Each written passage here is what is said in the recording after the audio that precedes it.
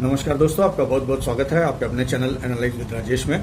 दोस्तों, crypto traders को थोड़ा सावधान रहने की ज़रूरत है, क्योंकि बहुत सारे एक्सचेंज ऐसे हैं जिनकी सिक्योरिटीज़ ठीक नहीं है और उनमें स्कैम्स हो रहे हैं। आपको याद होगा 18 जुलाई 2024 वजीरेक्स में स्कैम हुआ, करोड़ों रुपए बर्बाद हुए और उससे वजीरेक्स अभी तक उबर नहीं पाया है। और उस घटना के ठीक एक साल के बाद में नंबर आ गया CoinDCX का। 19 जुलाई 2025 को CoinDCX में भी एक तगड़ा स्कैम हुआ और वहाँ भी करोड़ों रुपए चोरी हो गए। CoinDCX के स्टेटमेंट के अनुसार $44 मिलियन यानी कि 378 करोड़ रुपए की हैकिंग हुई है। हालांकि CoinDCX का कहना है कि ये हैकिंग उसके इंटरनल ऑपरेशनल अकाउंट से हुई है, जिसको कि वो लोग लिक्विडिटी मेंटेन करने के लिए रखते हैं, इसलिए कॉमन ट्रेडर के ऊपर में इसका असर नहीं पड़ेगा, उनकी कॉइन्स वगैरह सुरक्षित हैं। लेकिन इस तरह की हैकिंग से वजीरेक्स अभी तक उबर नहीं पाया, क्योंकि वजीरेक्स में न केवल इंटरनल ऑपरेशनल अकाउंट से हैकिंग हुई बल्कि उनके कोल्ड वॉलेट से भी हैकिंग हुई है। कोल्ड वॉलेट जो बायर सेलर्स क्रिप्टो करेंसीज वगैरह बाई करके रखते हैं, उनको कोल्ड वॉलेट्स में रखा जाता है, जो कि इंटरनेट से ऑफ करके रखा जाता है ताकि उनमें हैकिंग वगैरह ना हो सके। लेकिन उसमें भी हैकिंग हुई थी। तो अभी फिलहाल CoinDCX का ये कहना है कि उनके जो कोल्ड वॉलेट है वहाँ तक पहुँच नहीं हुई है, लेकिन पता नहीं इसमें कितनी सच्चाई है कितनी नहीं है। हालांकि CoinDCX ने रिकवरी की चेष्टा चालू कर दी है और ये भी अनाउंस किया है कि जो इसको रिकवर करने में मदद करेगा तो रिकवर्ड अमाउंट का 25% उनको बेनिफिट दिया जाएगा।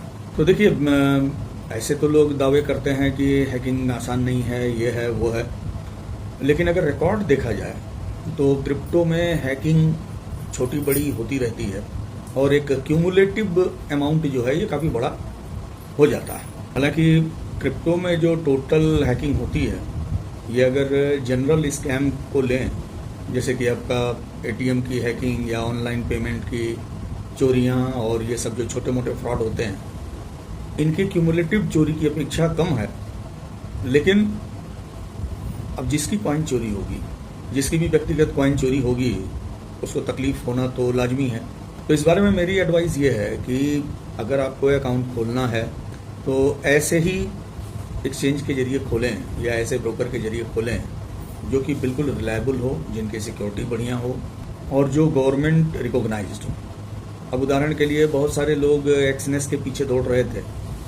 मैंने तब भी अपने स्टूडेंट्स को मना किया था जब एक्सनेस के पीछे बहुत सारे लोग भाग रहे थे।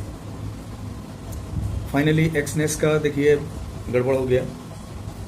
उसी तरह से वजीरेक्स, CoinDCX, इसके अलावा बाइनेंस में भी काफ़ी हैकिंग हुई है।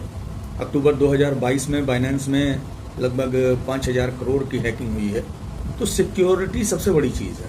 आप पहली बात तो ये है कि सिक्योर एक्सचेंज में अपना अकाउंट ओपन करें, और दूसरी बात यह है कि रिक्वायर्ड अमाउंट से ज़्यादा अमाउंट रखना नहीं चाहिए। जितना आपको आवश्यक है डे टू डे ट्रांजैक्शंस के लिए उतना ही रखिए, उससे ज़्यादा उसमें स्टोर करने की ज़रूरत नहीं, ताकि कम से कम अगर हैकिंग वगैरह हो तो रॉ कैपिटल नहीं जाना चाहिए।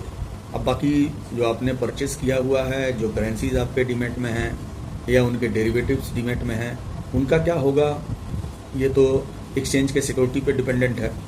लेकिन अपनी तरफ से सेफ्टी काफ़ी ज़रूरी होती है और जितनी सावधानियां बरतेंगे उतना ही बेहतर रहेगा। तो पहली चीज़ तो यह है कि कोई भी एक्सचेंज या कोई भी ब्रोकर अगर बहुत ही ल्यूक्रेटिव चीज़ें ऑफर करता है तो उस पर ज़्यादा बिलीव नहीं करने का। दूसरी चीज़ है अकाउंट में उतना ही अमाउंट रखने का जितना कि आपको आवश्यकता है।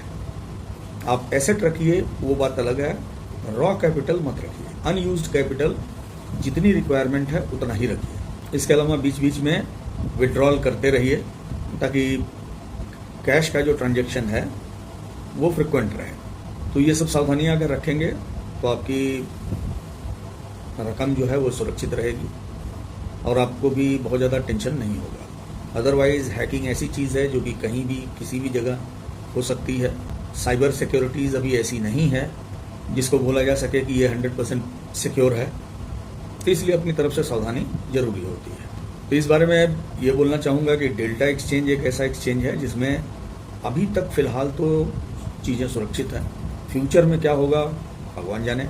जितना इंडिया में एक्सचेंजेस हैं उसमें सबसे ज़्यादा सेफ सिक्योर तो वही दिखाई देता है। अब आगे जैसी आपकी एनालिसिस हो, आप जैसा एनालाइज करें वैसा निर्णय लें, लेकिन सोच विचार करके लीजिए ताकि रिस्क कम से कम।